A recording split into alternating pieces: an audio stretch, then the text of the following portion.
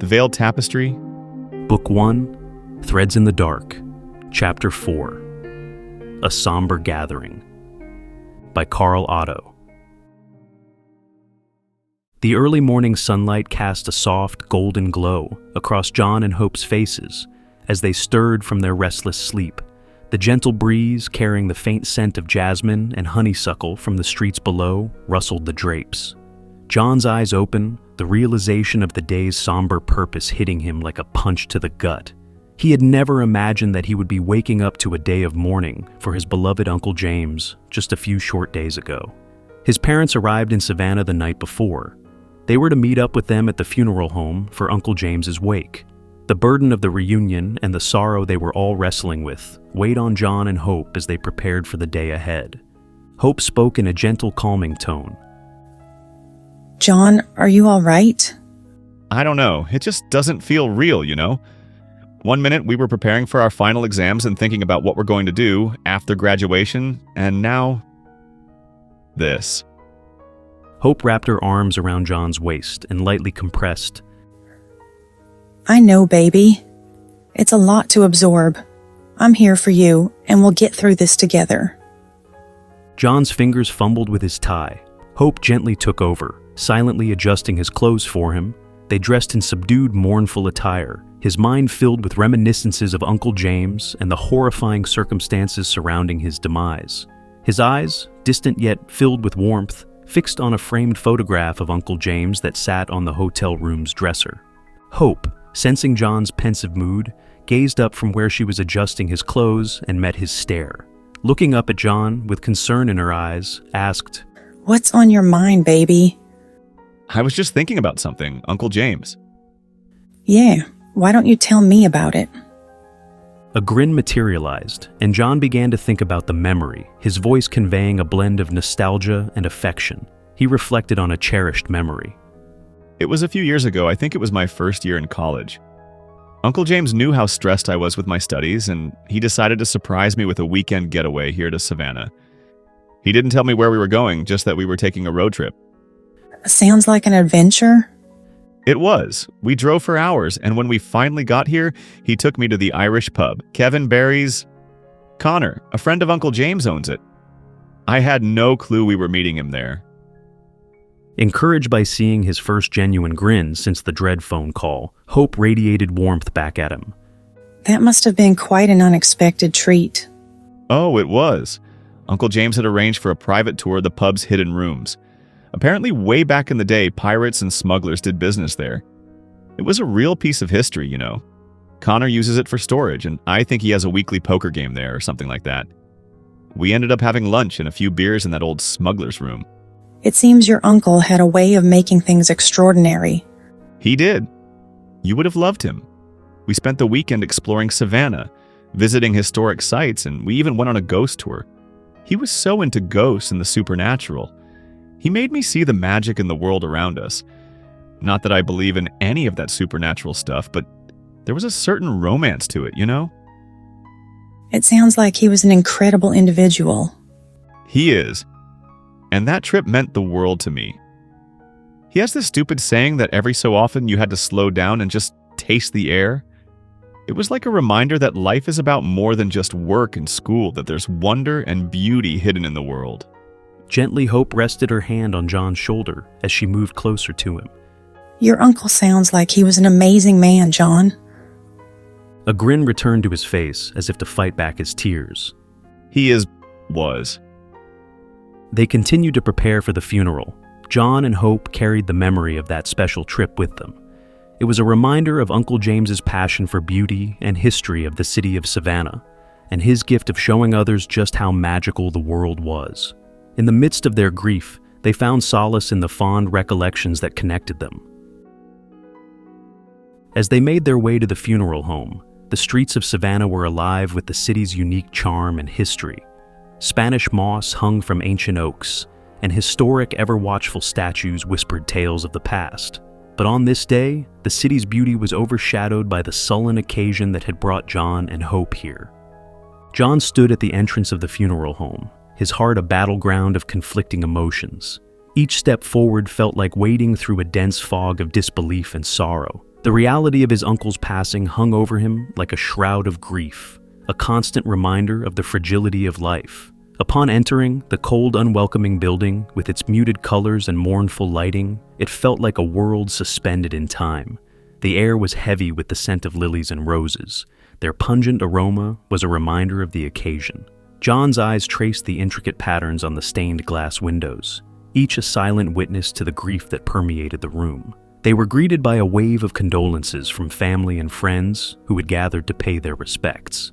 John's parents, Elizabeth and Richard, stood near the entrance, their eyes red-rimmed from tears. In a soft tone respectful of the mournful occasion, John introduced Hope. Mom, Dad, this is Hope, my girlfriend. John's mother, Elizabeth, wiped away a tear and managed a feeble smile. It's nice to meet you, dear. Thank you for being here with John. I'm so sorry for your loss. John has told me so much about Uncle James. He always spoke of him with such admiration and love. James was a remarkable man. He had a way of making everyone feel special, like they were the most important person in the room. He was more than just an uncle to John. He was a second father, a mentor, and a friend. John's father, Richard, placed a comforting hand on his wife's shoulder, his own grief evident in the tightness of his jaw. Turning to Hope, he expressed his appreciation for her support. Thank you, Hope. Your presence means more to us than you can imagine. It's a testament to the strength of your relationship with John that you're here by his side during this difficult time. There's nowhere else I'd rather be, Mr. Gray. John and I have been through so much together, and I know how much Uncle James meant to him, to all of you. I'm here to support him and your entire family in any way I can. Emily, John's younger sister, approached the group, her mournful expression a mirror of the sorrow that permeated the room. Though just a year younger than John, she had always looked up to her older brother, seeking his guidance and comfort. I still can't believe he's gone, she whispered, her voice trembling with emotion. It feels like just yesterday we were all together at the cabin, laughing and telling stories around the campfire. John wrapped an arm around his younger sister, drawing her close. I know, Em. It's hard to believe that he won't be there to share those moments with us anymore. But we'll always have those memories, and we'll keep his spirit alive in them. As Emily leaned into her brother's embrace, Hope watched the interaction with a mix of admiration and compassion. She had always been drawn to John's strength, his ability to be a rock for those around him, even when his own world was crumbling. In these moments, as he comforted his sister and stood tall for his parents, she saw the depths of his character, the resilience that had carried him through so many trials. Richard, his eyes glistening with unshed tears, looked at his children, a bittersweet smile tugging at the corners of his mouth. James would be so proud of you both. The way you're there for each other, the strength you're showing. It's a testament to the values he had about family. Elizabeth nodded, her hand finding her husband's and squeezing gently. He always said that family was the most important thing, that we should cherish and support each other through the good times and the bad. And now, Hope, you're a part of that family too. James would have been thrilled to know that John had found someone who shares those values, someone who stands by him no matter what. Thank you, Mrs. Gray. That means more to me than you can imagine. I promise to always be there for John. As the group stood together, united in their grief and their love, the weight of James Gray's absence was palpable. Yet, in the strength of their bond, in the memories they shared, and in the support they offered one another, there was a glimmer of hope, a promise that even in the darkest of times, they would find a way to carry on, to honor his legacy, and to keep his spirit alive in their hearts. Standing alone for an instant, John let his gaze fall upon a photograph of Uncle James. You knew so much, yet you kept it hidden. What were you protecting us from? John, you've always been strong, like James. But don't forget to lean on us. We're here for you, always. John nodded, emotion tightening his windpipe. The support of his family was a beacon in the haze of grief. Inside the funeral home, a quiet hush enveloped the room, The air was heavy with grief as friends and family paid their respects to Uncle James. The casket, adorned with white lilies and roses, stood at the front of the room, a stark reminder of their loss. John moved through the crowd, offering and receiving condolences. He met people whose gratitude towards his uncle was palpable. There was a young couple who spoke of how Uncle James had helped them in a time of dire need, though their explanation was vague and tinged with an unspoken understanding. A middle-aged man, with a weathered face and kind eyes, clasped John's hand firmly, expressing a heartfelt thanks for a favor Uncle James had done, the details of which he didn't divulge. These encounters left John with a profound sense of curiosity and respect for the man his uncle had been, a man who had evidently walked the line between the everyday world and something much more enigmatic. As John looked at the room full of people that he has never met, he couldn't help but reflect on Uncle James's legacy. He left behind more than just a used book and antique shop, John thought. He left a mark on everyone he met, a legacy of kindness and community. Together, the pair approached the coffin, each lost in quiet reflection as John remembered cherished moments he shared with his uncle. As John and Hope stood beside the casket, surrounded by a solemn atmosphere, Hope's eye couldn't help but notice something unusual. She leaned in closer, her gaze fixed on the corners of the casket. Hope whispered to John, John, do you see those symbols? They look arcane, like something out of a fantasy novel. John followed Hope's gaze and squinted at the corners of the casket. There, etched into the wood, were intricate symbols that seemed out of place in a somber setting like this. You're right, those symbols don't belong here. They look like some kind of ancient runes or something. But why would they be carved into Uncle James's casket? Do you think he had a secret we didn't know about? John's mind raced with possibilities. Uncle James had always been a mysterious figure and into the supernatural, but this discovery hinted at an even deeper enigma. I don't know, Hope. It's strange. I knew he was superstitious, but to be involved in anything like this is more than I knew. It's probably just some superstitious protection thing or something. John's eyes began to well up. This all of a sudden became real to him. Hope's voice became soft and soothing. He meant so much to you, John. I wouldn't be who I am today without him. Their moment of reflection was interrupted by the arrival of more mourners, including Uncle James's friends and colleagues. Among them was Connor McQueen, the owner of Kevin Barry's Irish pub, who had been a close friend of Uncle James. Connor was a charismatic figure, with a rugged charm that seemed to draw people to him. He stood at an average height and build, but exuded an aura of confidence and strength. His well-defined physique hinted at a dedication to physical fitness, and his eyes sparkled with a mischievous twinkle. His attire, a well-tailored suit that hinted at his Irish heritage, added to his charismatic presence. Connor's salt and pepper hair was neatly groomed, giving him a distinguished look that set him apart in the room.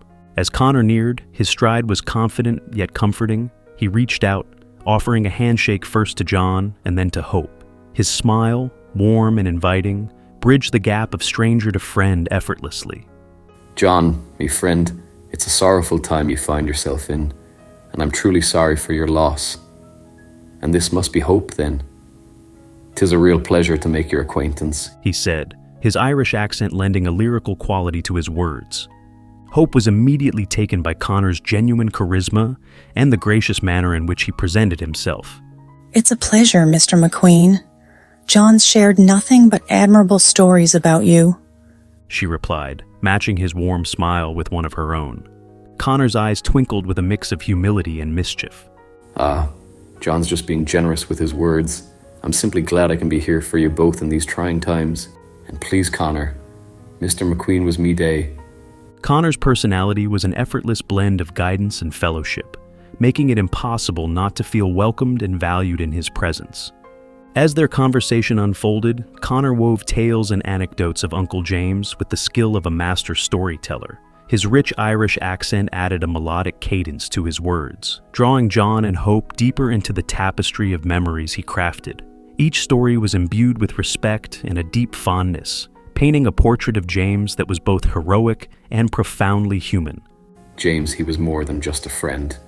He was like a brother. Shared many a pint and many a tale we did. His passion for Savannah, its rich history, and all its hidden nooks was infectious. His eyes sparkled with nostalgia, and a wistful smile played on his lips as he recalled the countless adventures he and James had shared. Hope and John found solace in Connor's stories, each narrative thread weaving a tapestry of memory that celebrated James's life and legacy. They listened intently, their own grief momentarily forgotten, as they were transported to a time when James's presence filled the room with laughter and wisdom. Connor's voice grew more solemn as he continued. He had a scholar's heart, with a thirst for knowledge that was unparalleled. The man could unearth secrets about this city that even the shadows didn't know. His gaze drifted to the window, as if searching for the ghosts of the past that James had so expertly navigated.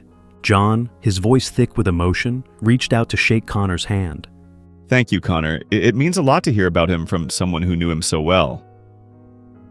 The gratitude in his words was palpable, a testament to the comfort Connor's stories had brought him.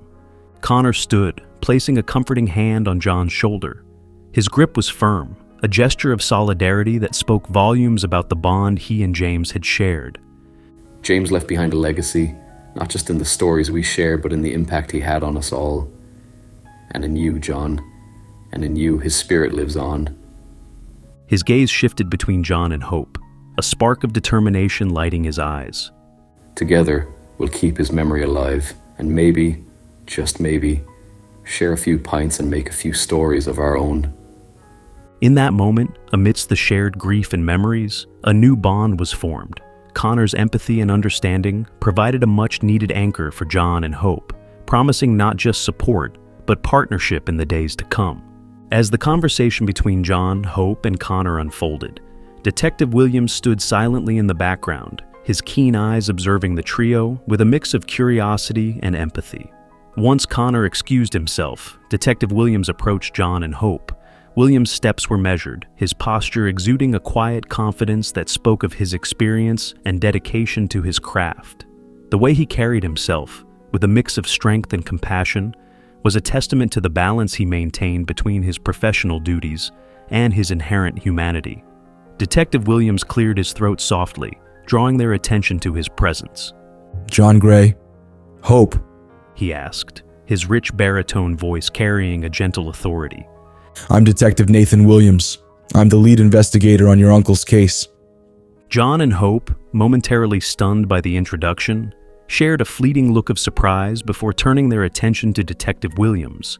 His southern accent, rich and pronounced in this moment of formal acquaintance, carried a warmth that seemed to defy the somber circumstances of their meeting. It was a testament to his professionalism, a subtle reminder that even in the face of tragedy, human connection could offer a glimmer of comfort. I'm here to pay my respects and to let you know that we're doing everything we can to investigate your uncle's death. Detective Williams continued, his voice imbued with a sincerity that resonated deep within John and Hope. His words carried not just the weight of his professional duty, but a personal commitment to the pursuit of justice.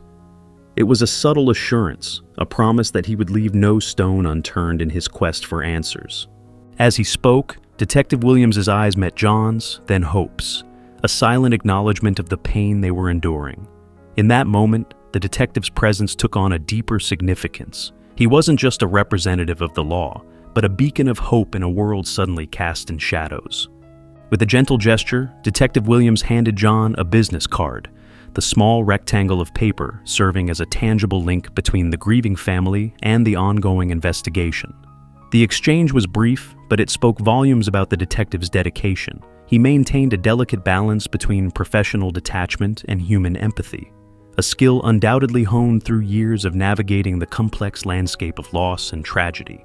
As John accepted the card, he felt a flicker of gratitude amidst the overwhelming sorrow. It was a small comfort, but a significant one, a reminder that even in their darkest hour, they were not alone. With a final nod of respect, Detective Williams stepped back, allowing John, Hope, and their family the space to grieve, to process the enormity of their loss. But even as he withdrew, his mind was already turning over the facts of the case, piecing together the fragments of a puzzle that would lead him to the truth. In that moment, as the detective melted into the background, Hope watched him move through the crowd with purpose, her eyes following his determined stride. He made his way to Connor McQueen and drew him aside to a quiet corner, Though too far to hear their conversation, Hope couldn't miss Williams's tense posture and barely contained frustration as he spoke. His hands moved in controlled gestures, his jaw tight with suppressed emotion. Connor, in contrast, remained maddeningly calm, his easy smile and relaxed demeanor a stark contrast to the detective's intensity. He responded to Williams's questions with what appeared to be casual charm, though something in his eyes suggested he was choosing his words carefully. The exchange lasted only a few minutes, but Hope noticed how William's frustration seemed to grow with each passing moment. As the two men parted ways, Hope turned to John, keeping her voice low. Did you see that? Detective Williams pulled Connor to the side to talk to him. Connor seemed really calm, almost too composed, like he was expecting it. Connor and Uncle James were close. Maybe the detective thinks he knows something about what happened. Maybe. But there's something about the way Connor handled that conversation. It was like he was playing a part, you know? Like he knows more than he's letting on. In that moment, as the detective melted back into the crowd, John and Hope shared a look of understanding. They weren't the only ones searching for answers about James Gray's death, but they might be the only ones who could recognize when those answers didn't quite add up.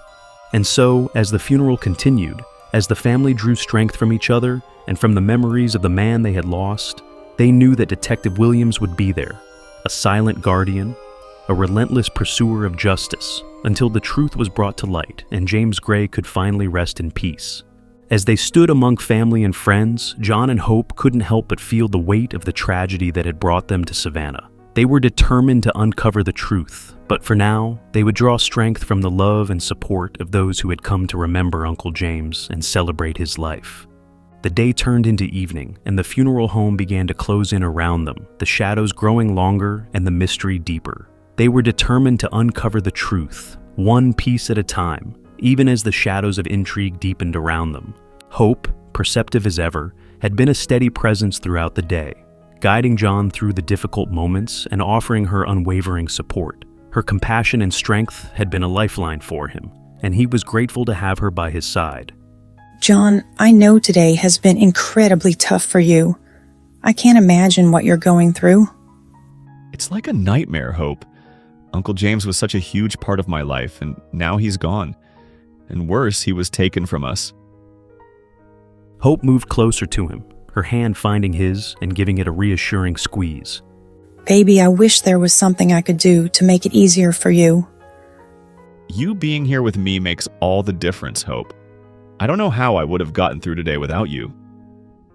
Their eyes locked, and in that moment, words seemed inadequate to express the depth of their connection. Hope's presence was a soothing balm for John's wounded heart, and he couldn't help but feel a profound sense of gratitude and love for her. We'll get through this, John. And when you're ready, we'll find out what happened to your Uncle James. John nodded, his thoughts still muddled by grief. But the determination to unravel the mystery surrounding his uncle's death simmered beneath the surface, waiting for the right moment to ignite. Well, that was The Veiled Tapestry, Book 1, Chapter 4, The Somber Gathering. It was a slower chapter.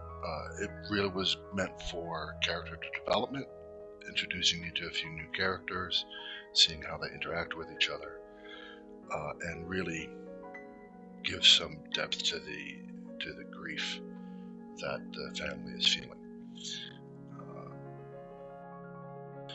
If you're new to my channel, I'm still very new to writing. I've only been doing it creatively and seriously for about 2 years, and making these videos even shorter, just a few months. So this is as much of me putting this out there for people to see it. It is as much a learning process for me. So I would like your comments. This particular video, I added background music. I did different voices for the different pieces of dialogue, so you could maybe identify with the characters a little bit better. It definitely does need work. AI isn't just a matter of giving the computer something and it spits it out. You have to tweak it and modify it, and that is a skill in itself. So I'm learning how to do that. But do you like the music? Do you like the different voices? Do you see that as something worthwhile for me to pursue? I'd really love your comments. So thank you again for watching the video, and I'll catch you here next time. You all take care.